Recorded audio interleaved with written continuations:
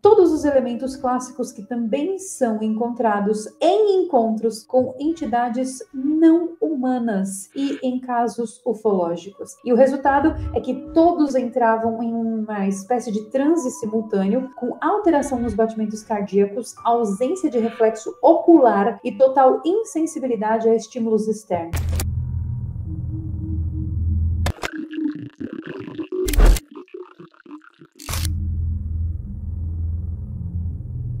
As aparições de Medjugorje foram mesmo aparições da Virgem Maria? Ou será que seriam disfarces de inteligências extraterrestres tentando se comunicar com a humanidade? Bom, tudo isso nos leva para o dia de 24 de junho de 1981, onde, em uma vila remota na Bósnia chamada Medjugorje, 6 adolescentes afirmam ter visto uma mulher de luz flutuando sobre uma nuvem em uma colina chamada Podbrud. Ela irradiava brilho, ela falava sem mover os lábios e transmitia uma mensagem urgente para a humanidade. O mundo cristão então se agitou dizendo que essa aparição era uma aparição da Virgem Maria. Mas espera aí, e se não fosse? E se as chamadas aparições marianas fossem a interpretação religiosa de algo muito mais antigo e infinitamente mais estranho? As aparições de Medjugorje, elas são conhecidas por sua constância.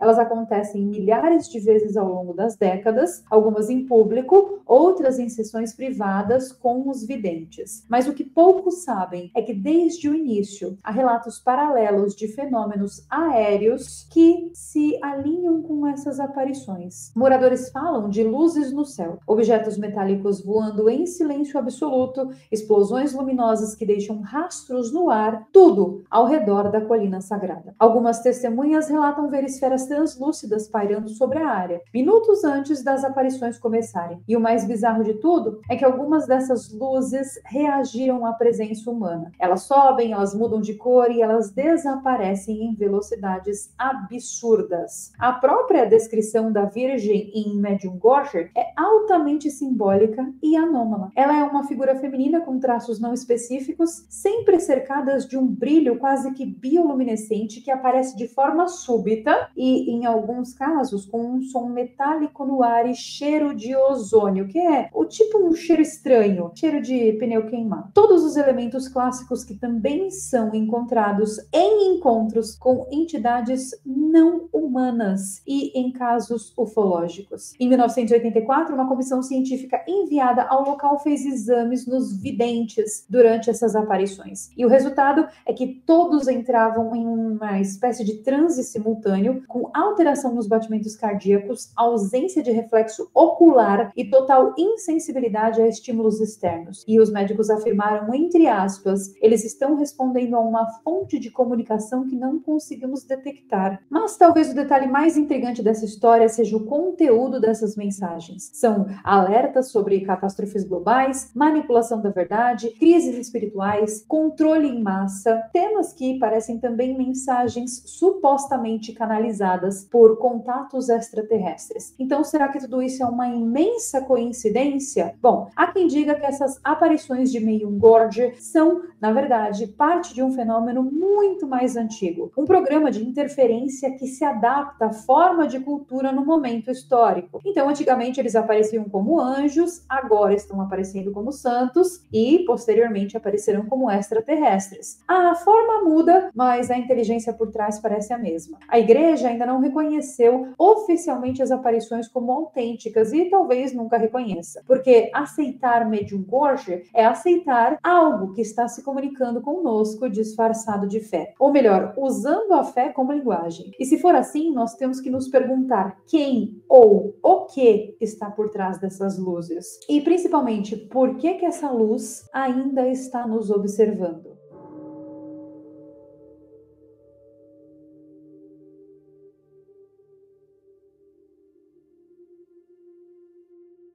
Um corredor gelado onde pessoas somem, luzes pairam e ninguém se atreve a falar a verdade. À primeira vista parece ser só mais uma estradinha no Alasca. Um longo e solitário traçado de meia quilômetros, e não, esse número não é por acaso, que corta ali a tundra gelada, as florestas boreais e territórios onde o frio não perdoa. Só que para quem já percorreu a estrada de Dalton sabe exatamente do que eu estou falando. Uma estrada que é conhecida como a Estrada do Gelo. As pessoas que passam por esse local sabem que tem alguma coisa errada ali. Algo que ninguém comenta oficialmente, mas que os motoristas veteranos sussurram com medo nos postos de gasolina e nos cafés gelados ali da região. Porque coisas desaparecem ali naquela estrada. E pessoas também. Essa estrada foi construída lá na década de 70 e ela foi vista como uma via de apoio para o oleoduto da Transalasca. Ela liga Fairbanks ao Oceano Ártico. Só que, na verdade, a construção dela por si só já está ali em toda essa questão de mistérios, porque ela foi construída com uma pressa militar bizarra. Documentos desclassificados indicam que, além do petróleo, a estrada foi traçada sobre linhas geológicas altamente instáveis e regiões de interferência magnética inexplicável. Trechos inteiros da estrada ficam sem sinal de rádio, o GPS falha, as bússolas giram e não há nenhuma explicação geológica para isso. E não para por aí não, tá? Porque ao longo dos anos, motoristas relatam luzes pairando sobre o asfalto, sons metálicos que aparecem do nada e até figuras que observam à distância ali nas regiões próximas ao Ártico, onde teoricamente nenhum ser vivo é visto por centenas de quilômetros. Um ex-funcionário da manutenção da estrada relatou ter visto uma estrutura metálica parcialmente enterrada no gelo, próxima do quilômetro 289. E quando ele reportou isso aos seus superiores, ele foi transferido imediatamente. A área foi lacrada e teve uma desculpa de risco de avalanche. Só que ali, gente, não tem montanha nenhuma. Existem relatos também que falam de bases fantasmas, estruturas que aparecem subitamente em certas épocas do ano e que são visíveis apenas quando o sol de inverno bate a determinado ângulo. O mais estranho ainda é que aviões militares sem identificação frequentemente cruzam a rota da rodovia de Dalton e sem motivo aparente, sobrevoando zonas desertas ali sem nenhuma instalação oficial. Também há rumores sobre transmissões em baixa frequência captadas por radioamadores que escutam ruídos semelhantes a vozes em línguas desconhecidas, sempre perto das áreas onde os acidentes inexplicáveis acontecem. Um caminhão chegou a ser encontrado com motor intacto e pneu perfeitos no lugar, porém sem o motorista, sem rastro e sem nada. E o que o governo fala sobre isso? Nada, absolutamente nada. A estrada de Dalton permanece aberta, funcionando com uma rota crítica para o abastecimento das bases do norte. Mas os moradores antigos afirmam que a estrada é muito mais do que um caminho. Eles falam que ela é um corredor energético, um canal congelado para algo que vive ali, sob o gelo, há muito mais tempo do que nós imaginamos. E talvez não seja só o frio que mata naquela estrada. Talvez alguém esteja observando, talvez alguém esteja esperando o próximo caminhão.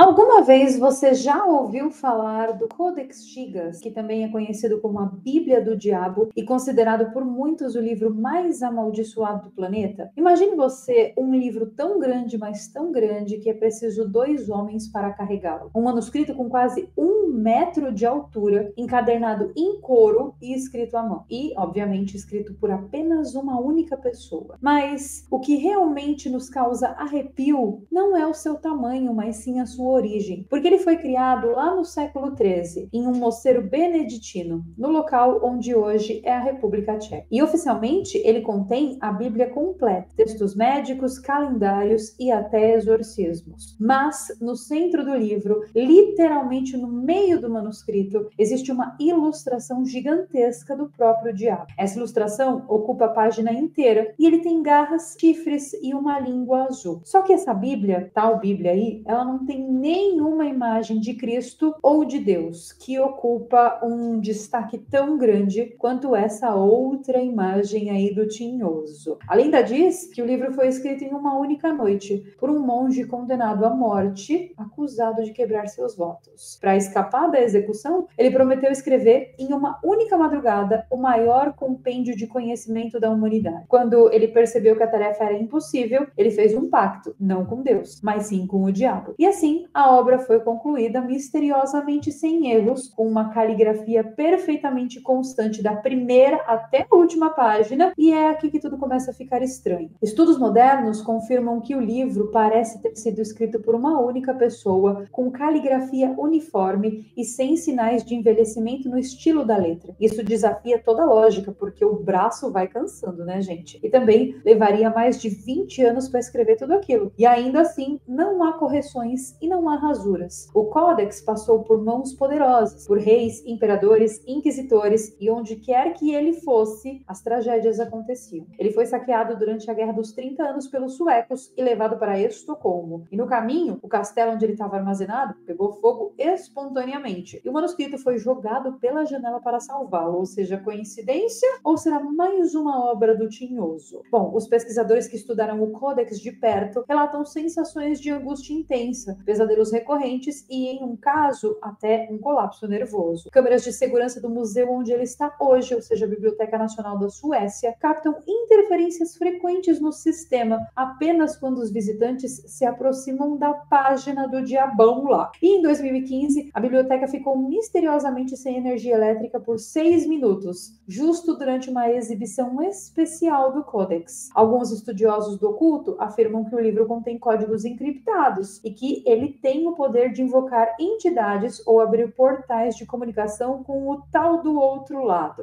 Há páginas ali com sequências alfanuméricas incompreensíveis, misturadas com fórmulas e mapas astrais escondidos entre versículos bíblicos. É um artefato, verdadeiramente um artefato, uma espécie de uma antena, um contrato selado entre mundos, contrato esse que ainda está intacto, esperando por talvez aquele que começou o livro vir terminá-lo.